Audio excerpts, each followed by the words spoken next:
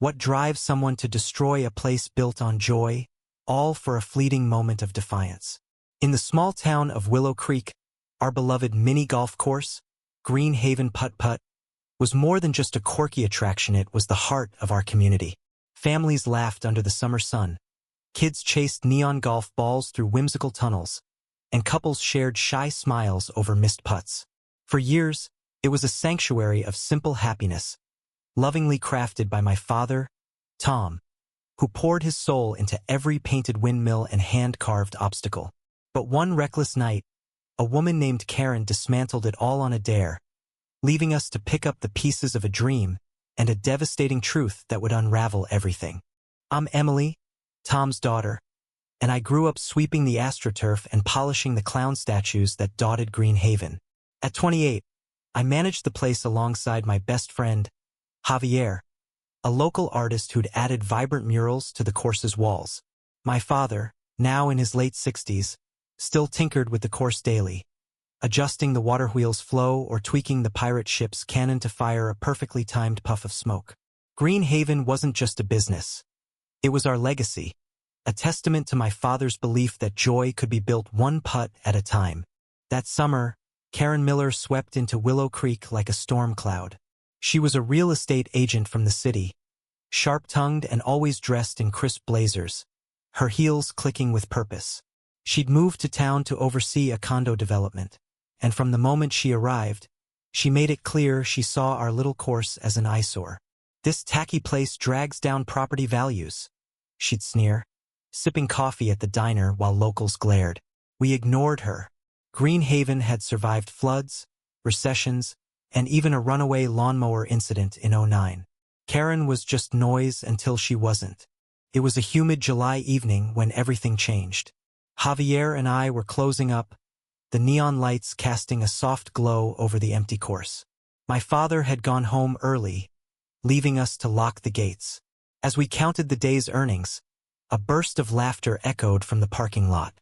I peeked through the ticket booth window and saw Karen, swaying slightly, surrounded by a group of strangers in flashy clothes. They weren't locals, probably friends from the city, egging her on as she waved a golf club like a scepter. "Bet you won't do it, Karen?" One of them, a guy with slicked back hair, taunted. "Show this hick town what real fun looks like." Karen's laugh was sharp, cutting through the night. "Oh, I'll do it. This dump's begging for a makeover." My stomach twisted. Before I could react, she vaulted the fence, her friends cheering like it was a game. Javier grabbed his phone to call the police, but I froze, watching as Karen swung the club at the windmill's blades. They splintered with a sickening crack. She moved to the pirate ship next, smashing its mast, then tore through the fairy tale castle, toppling turrets like they were nothing. Her friends recorded it all, their laughter fueling her rampage. "Stop!" I shouted, sprinting toward her. "This is our home." But Karen just grinned, her eyes wild with adrenaline. By the time the police arrived, half the course was in ruins, holes gouged, decorations shattered, and the water wheel's pumps smashed beyond repair. Karen's friends scattered, but she stood there, defiant, as Officer Daniels cuffed her. "It was just a dare," she slurred. "Lighten up." The next morning, the town gathered at Green Haven, stunned. Kids cried as they saw the broken dragon statue, its head lolling in the dirt. My father's face was gray as he surveyed the damage, his hands trembling. 30 years, he whispered. 30 years of my life." Javier and I tried to comfort him, but the weight of it crushed us all. The repair estimate came in at $130,000, an impossible sum for a small business like ours. Worse, Karen's lawyer spun a story that she was distraught over a personal crisis, claiming the dare was a lapse in judgment. The town wasn't buying it, but the court was lenient at first, a fine and community service. Then came the twist we never saw coming. A week after the incident, a stranger named Clara walked into Green Haven. She was in her 50s, quiet, with a weathered face and a hesitant smile. "I need to tell you something," she said, clutching a worn photo. It was of a young girl on our course, grinning beside the windmill before it was destroyed. "This was my daughter, Lily," Clara said, her voice breaking. She loved this place. She died 2 years ago, cancer. I was one of Karen's friends that night.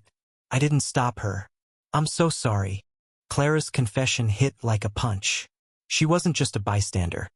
She'd been part of the group egging Karen on, haunted by her own grief and too cowardly to intervene.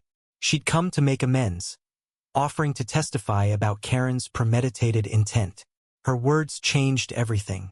At the next hearing, Clara's testimony painted a different picture. Karen hadn't been distraught to plan the destruction to clear the land for her condo project, using the dare as a cover. The judge's face hardened. Karen's fine was upheld at $130,000, and she was ordered to rebuild every hole she destroyed, under strict supervision or face jail time. The town rallied to save Green Haven. Javier organized a fundraiser, painting murals for donations. Kids sold lemonade, and neighbors brought tools to help rebuild.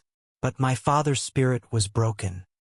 He'd sit by the ruined pirate ship, staring at nothing. "It's not the same," he'd say. I tried to keep him hopeful, but the light in his eyes was gone. Karen, meanwhile, worked grudgingly, her blazers replaced with overalls as she hauled debris under the summer sun. She never apologized, only muttered about small-town grudges. Clara, though, became a quiet fixture, helping wherever she could. She told me stories of Lily, how they'd spent her final days here, laughing despite the pain. "This place gave her joy," Clara said. "I should have protected it." Her guilt mirrored my own. I hadn't stopped Karen in time, hadn't seen the threat. Months passed, and Green Haven began to rise again. The windmill spun once more, the pirate ship's cannon puffed smoke, and new flowers bloomed around the fairy tale castle. But the victory was bittersweet. The night we reopened, the town celebrated with music and lights, but my father stayed home. I found him in his workshop, surrounded by old photos of the course. "I built this for you, Emily," he said, tears in his eyes. "But I can't feel it anymore." I realized then that Karen hadn't just destroyed a mini golf course, shattered my father's purpose. The fine and the rebuilding couldn't fix that. Clara, too, carried her own scars, her atonement incomplete despite her help. As I stood on the restored course, watching families laugh again, I felt the weight of what we'd lost. Green Haven was back, but it would never be the same. The joy we'd rebuilt was fragile, shadowed by a truth too heavy to ignore. Some damages, no matter how meticulously repaired, leave cracks that never heal. ND.